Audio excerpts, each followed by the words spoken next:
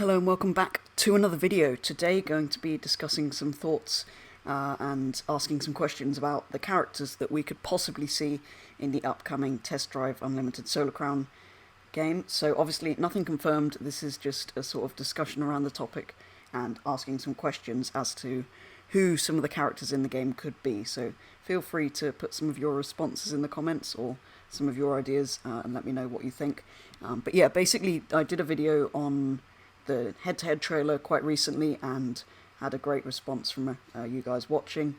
Lots of comments, lots of likes and stuff, so that one went down really well. So yeah, thought I'd do a video on some thoughts around the characters that we could potentially see in Test Drive Unlimited Solar Crown.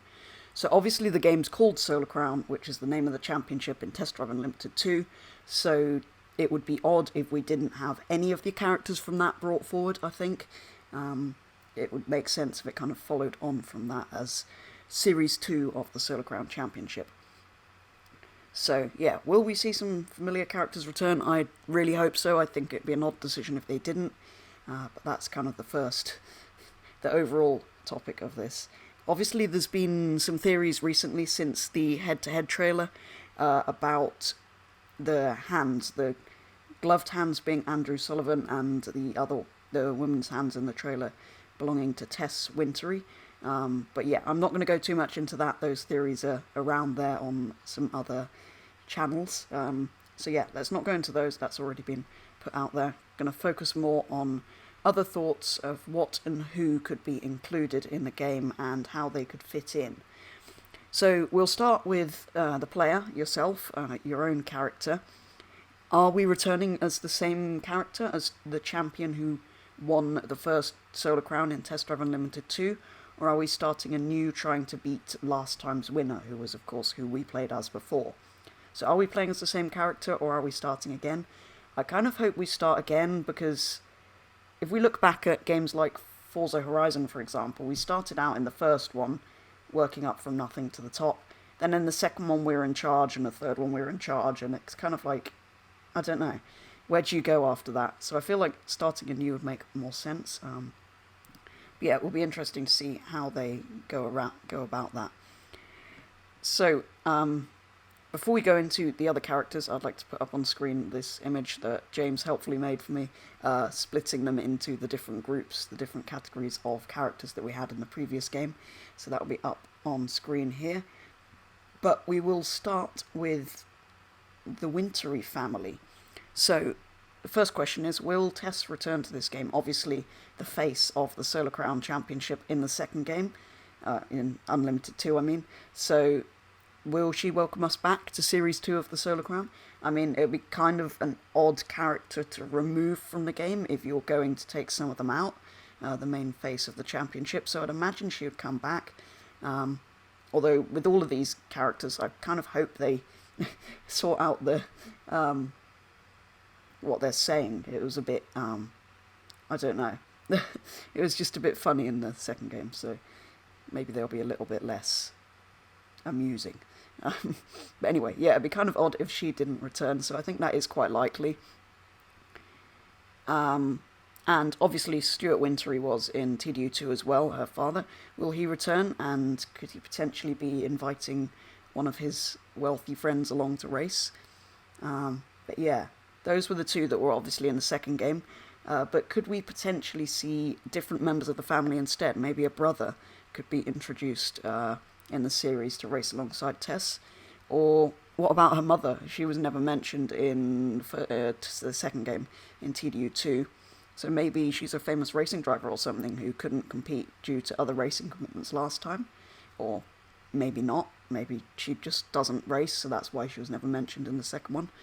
Who knows? There's so many things they could do with this. Obviously, I'm assuming they've already made these kind of decisions, but yeah, be interesting to see what they do bring to this third Unlimited game. So, that's the Wintery Family. The next character is John Evans, who you might be thinking, who on earth is that? But basically, John Evans was the name of the guy that we replaced at the beginning of TDU2. So you might remember we were doing the valet drive, and then she was like, oh, do you want to place somebody's basically this guy dropped out after breaking his arm as the story behind how you get into the championship in TDU2. Fortunately, John Evans won't be taking part, but here's a new challenger. So could he be returning as our main rival even? Is he resentful of us taking his place last time and wants to beat us this time? I don't know. And then the question is, who actually is he? We never know much about him. Is he an ex-racing driver or something? Does he have some kind of sponsorship? Is he like top of his game? Is he like the Lewis Hamilton of Solar Crown, but obviously missed out last time? Or is he like the Clarence Bishop of the Crew 2? Is he that kind of character, the sort of the one you're aiming to beat? We really don't know who he is, because, yeah, we just heard he dropped out and we took his place. That was pretty much it, I think, in TDU2. So, yeah, that would be cool. A little thing they could bring back from TDU2 that people might not necessarily remember. Obviously, he wasn't a character in there, he was just mentioned. But that could be an interesting thing for them to do. So those are some of the existing characters from the Wintery family and John Evans, who was mentioned at the beginning of TDU2. Next, we move on to the Wilder brothers. So Will, Ryan and Chris be returning for this third game. They were the brothers that were doing that did better in the off-road things and raced SUVs and stuff. So after losing last time, have they worked harder to be faster on the dirt? And could they potentially have moved from SUVs to something different, like classic Group B homologation cars? It's a good chance for them to bring in a different type of car, a slightly different category. Maybe they've upped to faster off-road machines, Group B or something, or maybe something completely different. But it's a good excuse to bring some interesting cars to the game that we didn't necessarily see in the second game. So that's kind of your more known characters. Then we move on to the unknowns, the sort of characters that aren't part of those different groups. Andrew Sullivan, Adam, and of course John Evans, who we mentioned earlier, so we won't go into too much detail about him. But will Andrew or Adam return? Obviously there was the thing about Andrew potentially the gloved hands in head-to-head belonging to him, so maybe he is coming back. John Evans we obviously spoke about earlier, but what about Adam? The sort of isn't he the guy that was always in last or something? So maybe he'll drop out. Maybe we won't see him. Don't think anyone would miss him too much, to be honest. But anyway, they might just bring all the characters back. We never know. So those are kind of the people who raced last time, plus John Evans, who obviously we replaced in the previous game. But then there's people like Jude from the used car dealer. What if he decides he wants to take up racing? If he no longer has his leg injury, he might decide he wants part of the action rather than just selling us the vehicles. That could be an interesting storyline to bring in. There's so much they could do with this, but like I say, they've probably already made these decisions. These are just kind of my thoughts as to what they could have done with the game.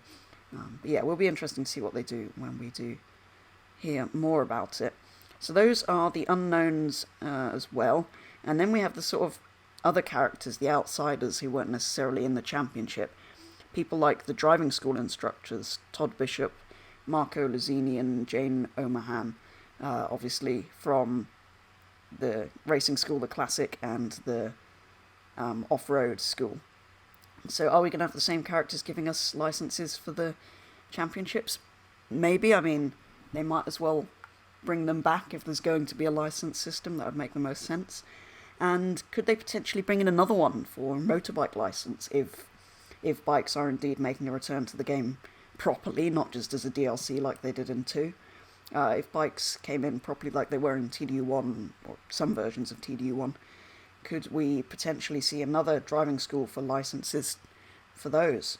But yeah, there's obviously lots of questions about other details for that character, and it'd be interesting to see who they choose for that. But yeah, that's kind of thoughts behind all the different characters.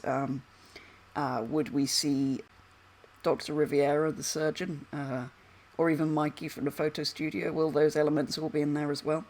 Will we see all of those characters?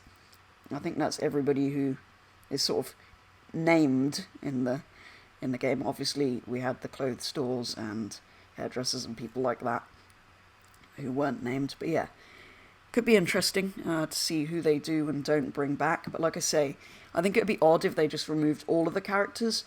But I think their best decision would be to keep the important ones, obviously, but keep a few, drop a few of them out, bring a few back. A sort of mixture. I don't think just using exactly the same characters would work. But yeah, there was potentially hints in the trailer that a couple of the characters are returning. And like I say, it would be a bit of an odd decision if they cut all of them. But yeah, as I say, just a sort of discussion video asking some questions about what I think, asking some questions about who could be in the game, where would they fit in.